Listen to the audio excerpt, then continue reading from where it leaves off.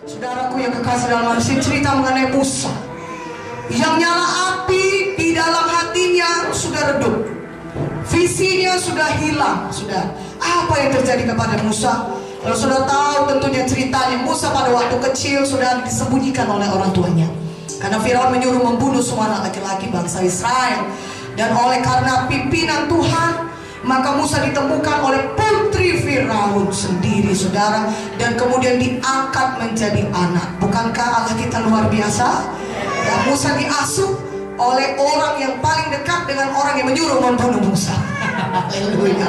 Ini menunjukkan, saudara, kalau saudara punya panggilan Tuhan dalam hidup saudara, bagaimanapun usaha manusia menggagalkannya tidak akan bisa, karena Tuhan kita, Tuhan Maha Kuasa. Ingat kamu yang bagi nama Tuhan. Haleluya. Bahkan kalau dari sejak awal pun setan mau menghancurkan saudara, tidak akan bisa, karena Tuhan kita adalah Tuhan yang lebih dahsyat dari Tuhan apapun. Katakan amin. Rencananya yang harus jadi, katakan amin. Rencana Tuhan yang bisa jadi, walaupun setan berusaha menghalangi saudara, tapi kalau Tuhan bekerja dalam saudara, kalau saudara mau menyambutnya, maka panggilan Tuhan pasti digenapi dalam hidup saudara. Katakan haleluya. Saudaraku, sejak kecil pun setan sudah berusaha mencegah yang Musa ini dipakai oleh Tuhan, ya.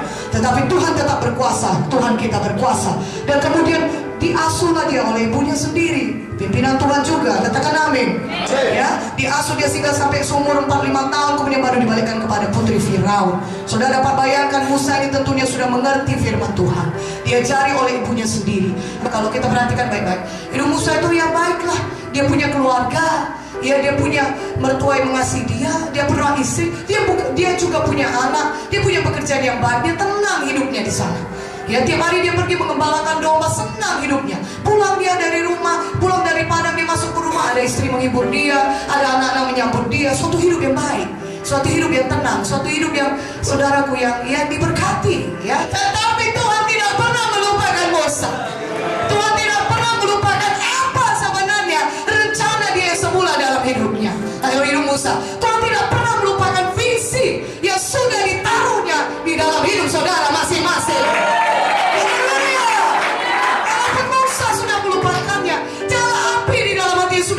Saudaraku, ya, dia tidak ingat untuk apa dia diselamatkan Tuhan sedemikian dahsyat, saudara. Dia tidak ingat untuk apa dia dipanggil Tuhan.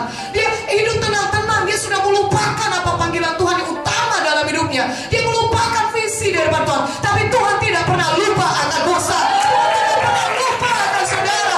Tuhan mau saudara bangun, bangkit, menyala kembali. Haleluya. Mengerjakan visi yang sudah Tuhan taruh dalam hati saudara.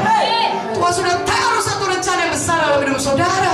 Tuhan tidak mau saudara hidup biasa-biasa saja, karena kita punya Tuhan yang besar, ada visi yang besar Tuhan taruh dalam hidup saudara. Saudara, kalau sudah perhatikan bagaimana saudara diselamatkan Tuhan, dahsyat, katakan amin. Saudara sendiri bisa berkata, tadinya aku sudah, kalau tidak ditangkap Tuhan, aku pasti sama dengan orang-orang di luar sana yang hancur hidupnya. Saudara pun dapat berkata demikian, dan itu tidak ada yang kebetulan, ada visinya Tuhan. Tuhan mau saudara genapi dalam hidup saudara. Katakan amin. Haleluya. Itu saudara kembali kepada visinya Tuhan yang semula, saudaraku. Karena Musa tidak dipanggil Tuhan di tanah Midian, Musa tidak dipanggil Tuhan untuk membesarkan keluarga di tanah Midian. Ada tanah Kanaan, visi yang ditaruh Tuhan dalam hati Musa untuk membawa bangsa Israel sampai ke tanah Kanaan. Musa tidak ditentukan Tuhan untuk tinggal di tanah Midian selama-lamanya. Walaupun dia punya keluarga yang baik, dia punya anak, dia punya pekerjaan yang baik, tapi itu bukan panggilan Tuhan dalam hidup Musa. Demikian juga kita. Jadi kita punya visi yang menyala-nyala, sudah kembali kepada visi yang semula yang Tuhan berikan kepada kita. Katakan amin. Amin. Haleluya. Saudara, 3 langkah untuk menyalakan kembali visi yang telah redup. Pertama, saudara, Musa menolak semua tuduhan-tuduhan setan yang mengatakan dia tidak sanggup berangkat. Perlu diketahui saudaraku, Musanya sudah 40 tahun di tanah Midian. Suatu waktu cukup lama. Haleluya. Mungkin saudara sudah merasa bersalah. Mungkin jemaat saudara, dan saudara mengajarkan yang firman Tuhan ini. Ada orang-orang yang merasa bersalah dan berkata, aku sudah mengambil keputusan yang salah selama ini. Dan keputusan yang salah ini sudah terlalu lama aku ambil, sudah bertahun-tahun. Apakah aku masih bisa kembali untuk mengerjakan visinya Tuhan? Banyak orang lumpuh gara-gara itu. Banyak orang merasa tertuduh. Dulu aku mengandalkan pikiranku.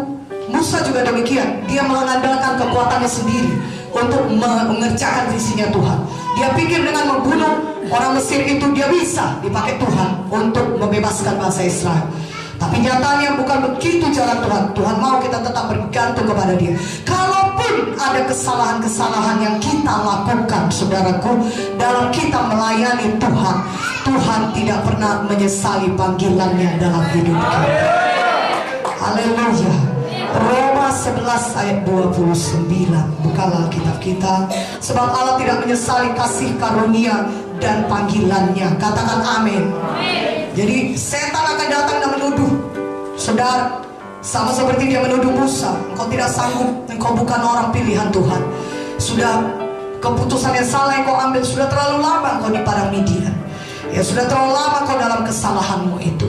Sudah tidak mungkin lagi mengerjakan maksud Tuhan. Setan akan datang menuduh saudara, berkata, engkau tidak cukup baik untuk jadi melayani Tuhan lagi. Engkau tidak cukup baik untuk mengerjakan visinya Tuhan lagi. Engkau tidak cukup baik, engkau sudah berdosa, dan visi Tuhan yang besar itu tidak akan pernah bisa digenapi lagi dalam hidupmu. Pada hari ini kita bangun bangkit, kita tolak semua tuduhan setan, dan kita berkata, Tuhan tidak pernah menyesali panggilannya. Kita minta ampun kepada Tuhan. Kalaupun ada keputusan yang salah kita lakukan, Tuhan bisa mengampuni kita. Tuhan bisa menyucikan kita dari segala dosa-dosa kita. Untuk itu adalah darah Yesus, saudaraku. Yang kita hidup ini karena kasih karunia Tuhan. Semuanya pun karena kasih karunia Tuhan, bukan karena kekuatan kita. Tuhan sudah sediakan darahnya. Kalau kita rendah hati, kita mau berbalik, kita mau bertobat, selalu ada darah Yesus menyucikan kita. Selalu ada pengampunan daripada Tuhan. Selalu Tuhan bisa pulihkan kita kembali ketika kita mau rendah hati datang kepada Tuhan. Amin. Dan mengakui kesalahan kita, dan Tuhan bisa pulihkan kita kembali. Saudaraku, Tuhan tidak pernah menyesali panggilan kali itu kembali mengerjakan visinya Tuhan.